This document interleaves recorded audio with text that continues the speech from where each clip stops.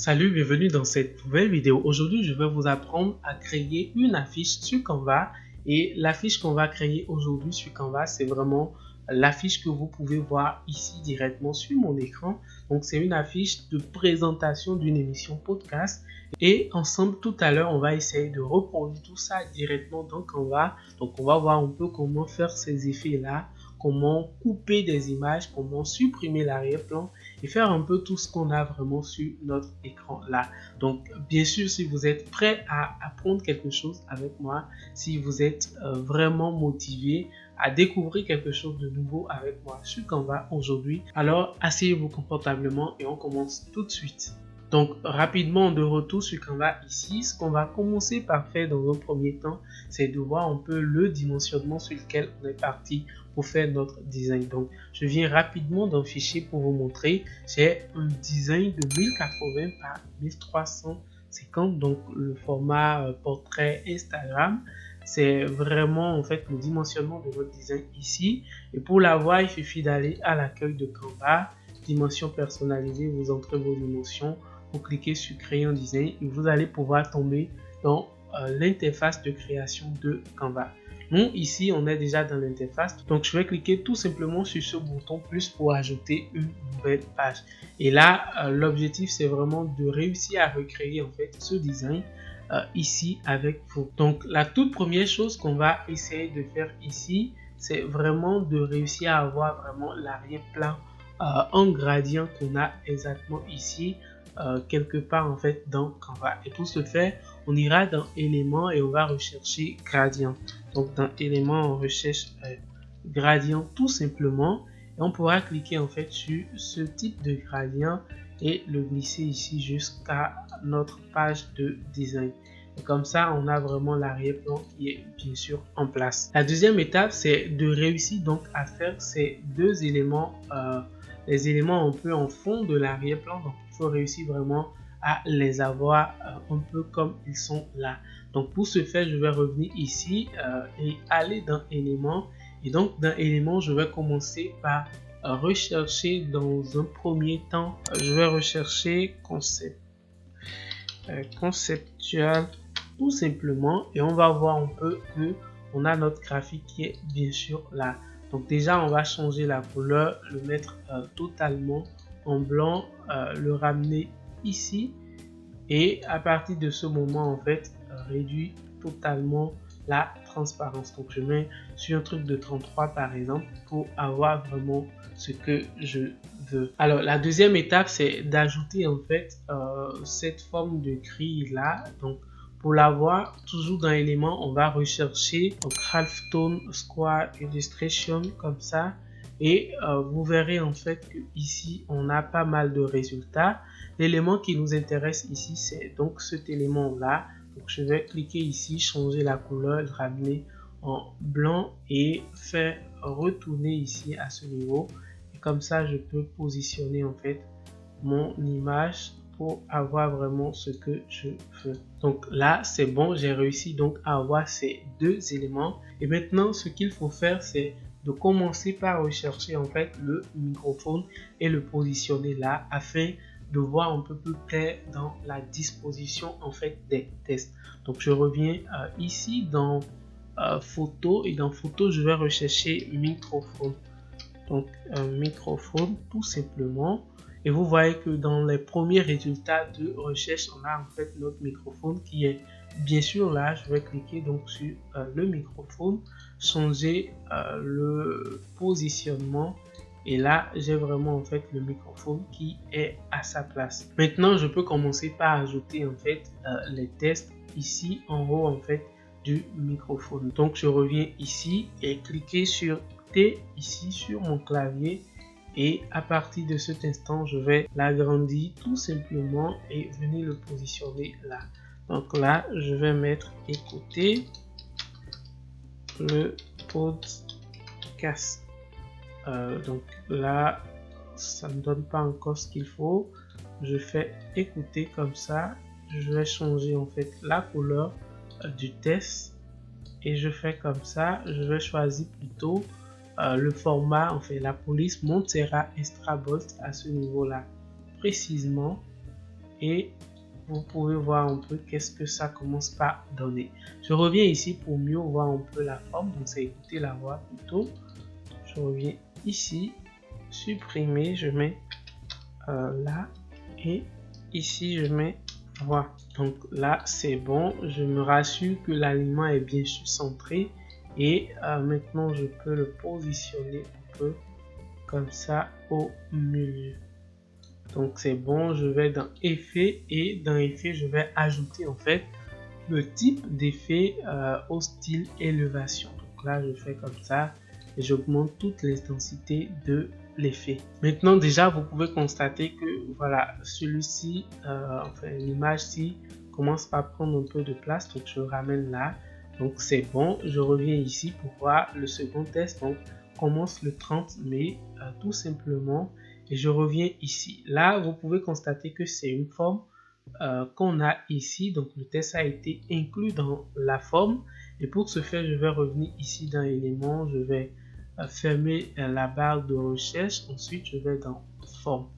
Donc dans forme je viens ici dans la rubrique forme et choisis en fait ce type de forme. Comme cela j'ai l'élément, je vais le disposer, et maintenant zoomer pour pouvoir y mettre en fait le test. Donc là je mets commence le 30. Par contre la couleur ici c'est plutôt ce qu'on a comme couleur d'arrière-plan ici. Qu'est-ce que je vais peut-être choisir? Celle-ci, et c'est bon. Et ajouter en fait le troisième type de test qu'on a ici, donc des plus grands penseurs. Donc je reviens ici, je clique sur T, et je peux l'agrandir déjà pour voir qu'est-ce que j'ai. Donc là je vais venir changer directement la police, et le type de police qu'on va utiliser ici, ça s'appelle Cochon Script. Donc vous commencez déjà par taper script dans votre barre de recherche de police, et vous l'aurez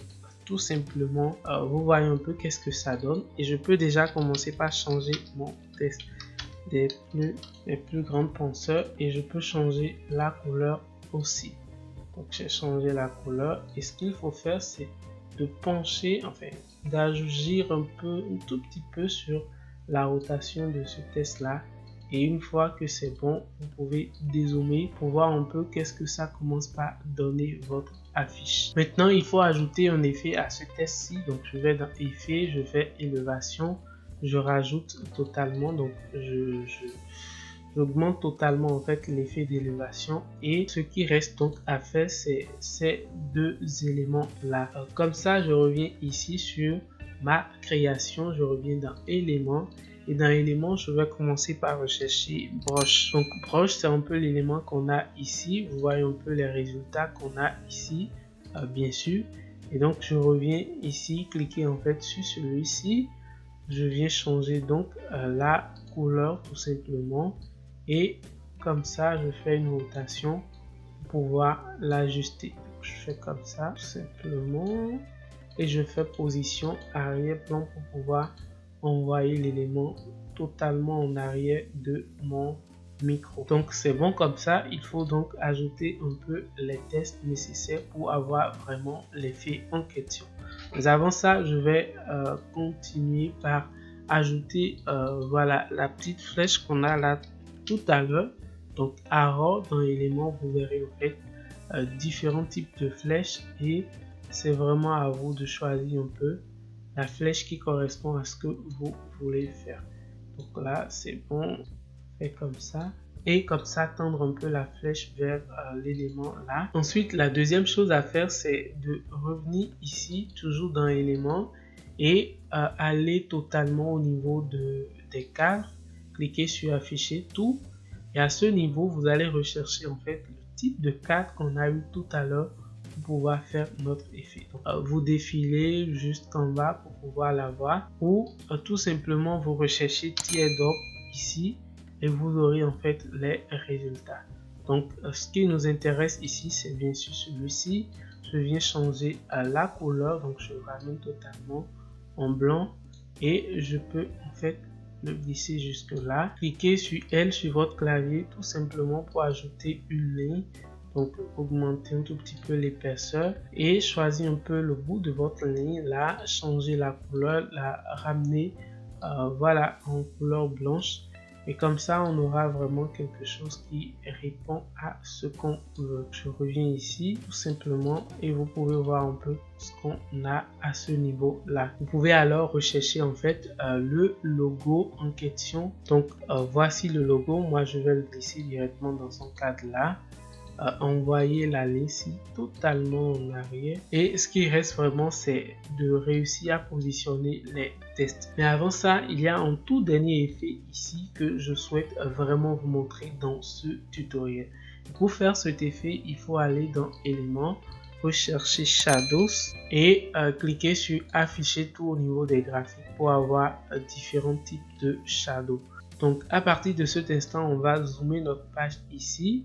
Je vais donc commencer tout simplement par sélectionner l'image, la réduire un tout petit peu.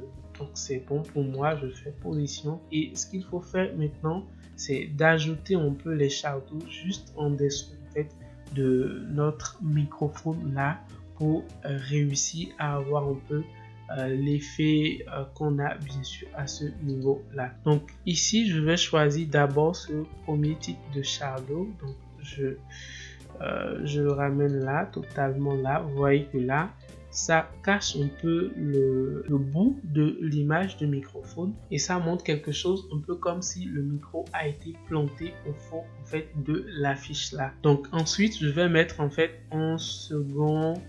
Voilà, une seconde shadow, donc celle-ci, vous voyez que celle-ci, elle est beaucoup plus neutre et beaucoup plus voilà, transparente que celle-ci. C'est donc pour atténuer en fait l'effet de ce premier shadow qu'on envoie ceci. Et cette fois-ci, on va l'ajouter totalement en arrière-plan en fait de ceci.